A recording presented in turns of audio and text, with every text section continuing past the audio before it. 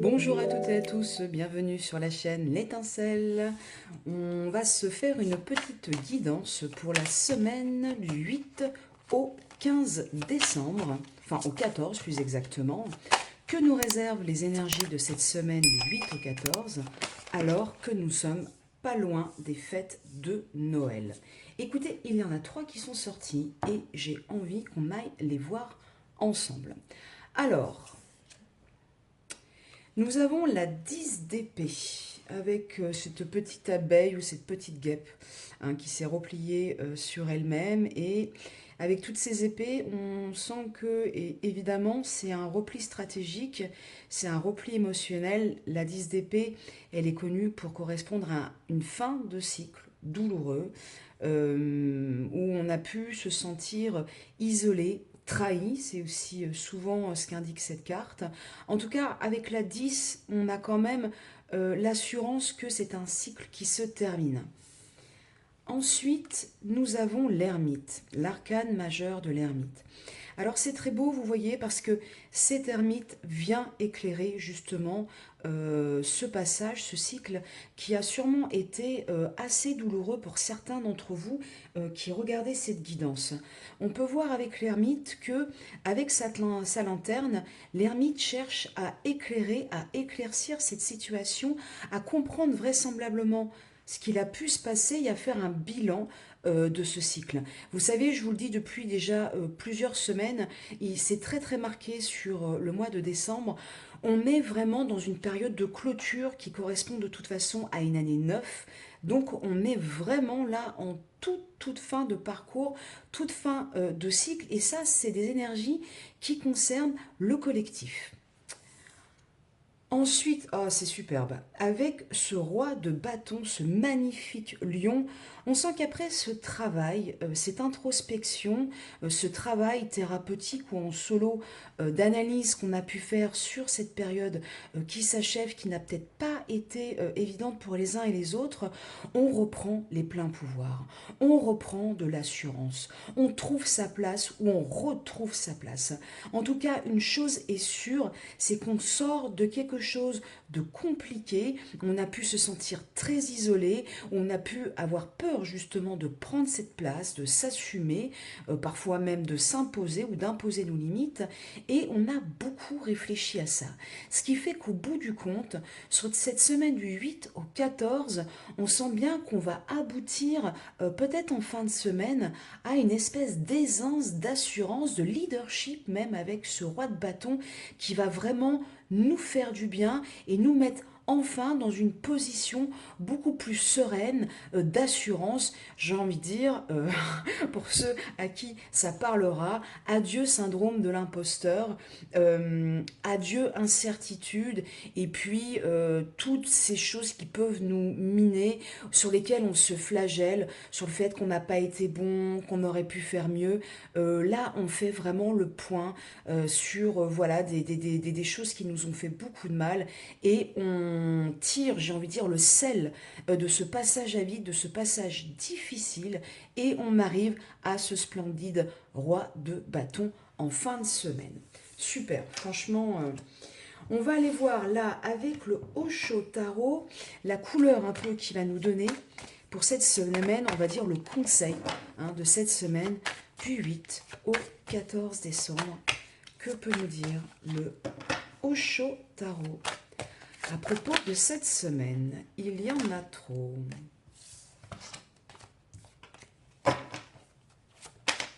Hop, nous avons l'exclu, le 5 de denier, et puis je vous montre le dos de deck qui est quand même la participation. Et c'est rigolo parce que la participation, si vous voulez, c'est un peu à l'opposé de l'exclu. C'est justement, il y a une phrase sur cette carte, je crois, dans le guide du Osho Tarot, qui nous invite à... Osho, il est cash, hein, qui nous invite, je crois que c'est en ces termes, à arrêter de nous apitoyer dans la flaque de notre misère, dixit Osho. Alors, sans être aussi brutal et radical, le 5 de denier, c'est toujours un sentiment, en effet, d'exclusion, un sentiment de solitude, et comme dirait Laurent Voulzy, et d'isolement. Et donc là, on voit très bien sur cette carte, si vous voulez, que ça, comment dirais-je, ça prend racine vraiment dans des blessures de l'enfant intérieur. C'est pas nous, sur cet instant T, sur cette semaine du 8 au 14 décembre, qui sommes véritablement isolés et on ne peut pas passer de l'autre côté de la barrière vers l'endroit où tout semble arc-en-ciel, donc qui a l'air d'être quand même très positif, qui nous invite en tout cas à y aller. Non, l'endroit, ce que ça vient chercher chez nous, c'est cet enfant intérieur, c'est lui qui est emprisonné de l'autre côté de la barrière. Or, fait très intéressant, je vous montre la carte, je ne sais pas si vous allez bien la voir, vous voyez le verrou, il est ouvert. Donc en fait, tout ça est une illusion, c'est une projection de notre esprit. Et là, clairement, Osho nous dit, il faut sortir. Dans tous les sens, dans tous les cas de figure, je veux dire, dans tous les sens du terme, je vais y arriver, il faut sortir en fait de cette illusion. On peut sortir justement de cet isolement, de se sentir un peu seul contre tous. Vous voyez, pour moi, ça me rappelle aussi un peu la résonance qu'on a eue dans le tarot de la 10 d'épée. On peut sortir de ce cycle. Ça y est, on est en capacité. Et puis, j'ai envie de vous dire que ces énergies de fête de fin d'année vous parlent ou pas, c'est quand même en fin d'année, ce solstice d'hiver qui s'approche, vraiment une invitation à la réunion, une invitation à la solidarité, à l'entraide. Donc il y a vraiment quelque chose là qui vous invite à vous mettre en relation avec les autres et à arrêter de croire que vous êtes isolé et que vous ne pouvez pas faire un pas vers les autres. Vous y êtes très fortement incité, en tout cas cette semaine du 8 au 14 décembre. Avec, je vais la laisser ici parce que je pense qu'elle va nous accompagner pour la suite, avec l'oracle de Lucie, de Yena Soul Shadow, dont vous pouvez retrouver la chaîne sur YouTube, grande cartomancienne, et pas que. Nous allons voir de manière un peu plus prédictive à quoi nous attendre pour cette semaine. Alors surtout si ça résonne et même si ça ne résonne pas, n'hésitez pas à vous exprimer dans les commentaires, je serais curieuse d'avoir votre retour. Alors vous voyez, j'ai gardé cette carte et sans le savoir très inconsciemment, pour moi en fait ces deux cartes se racontent une histoire. Avec l'héritage, peut-être que vous portez, de par votre histoire, de par l'histoire de vos lignées, de vos ancêtres, peut-être que vous portez cette blessure d'exclusion. Peut-être que vous, justement, portez quelque chose qui ne vous appartient plus, en tout cas en cette fin d'année, qui vous demande, comme je vous le disais, de faire un bilan, de clôturer. Et là, il va falloir passer à autre chose. Et justement, faire évoluer la lignée. Nous allons voir avec une autre carte si cet oracle de Lucie peut nous rajouter un message, ce vers quoi justement on peut peut-être se lancer ou aller rencontrer cette semaine. Qu'est-ce qui pourrait nous faire du bien sur cette semaine du 8 au 14 décembre, alors que Noël approche à grands pas? C'est le retard. Alors je crois qu'il ne va pas falloir perdre patience sur cette semaine. Il va falloir peut-être prendre, j'ai envie de dire, son courage à deux mains, oser aller vers les autres, oser sortir un peu de son carcan, un peu de sa prison intérieure et de ses projections, faire évoluer un peu les poids du passé, l'héritage du passé qui est un peu lourd, et puis s'attendre sûrement à ce que les choses n'aillent pas aussi vite qu'on le souhaiterait, et c'est ok. Là, de toute façon, comme je vous le disais, on est dans une période de bilan, mais également de ralentissement. Je veux dire, voilà, les jours sont de plus en plus courts, on a besoin de plus de repos, de plus de sommeil. Donc là, c'est pas une semaine où il va falloir se faire violence ou attendre des résultats trop rapidement. J'aimerais bien en avoir une petite dernière de l'oracle de Lucie pour conclure un peu les énergies de cette semaine et la fuite. De toute façon, c'est marrant, hein, parce que là, vous voyez, on sent qu'il y a quelque chose qui vous retient en arrière. Vous voyez, là, il y a une main qui se saisit, qui retient le personnage. Euh, on vous dit clairement, hein, le message pour moi est un peu répétitif, mais ça veut dire qu'il a vraiment besoin d'être asséné quelque part.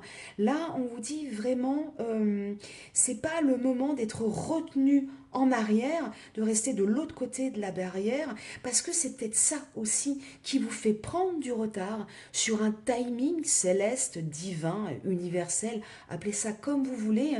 Là, il va être temps de passer à autre chose et de laisser justement cette emprise derrière nous pour pouvoir accueillir les énergies de la nouvelle année. Je vais en parler là dans les guidances astro que je vais publier dans une semaine ou deux. L'année 2026, c'est une année 1 et c'est une année de nouveau départ. Donc il va falloir laisser derrière soi ce qui est trop lourd, ce qui ne nous convient plus pardon, des schémas, comme je vous le disais, qui sont soit pas à nous, soit obsolètes, qui est temps de laisser derrière soi et puis vraiment se détacher, se défaire d'une emprise, vraiment oui, de choses pénibles, lourdes, qui nous entravent, hein, qui nous empêchent.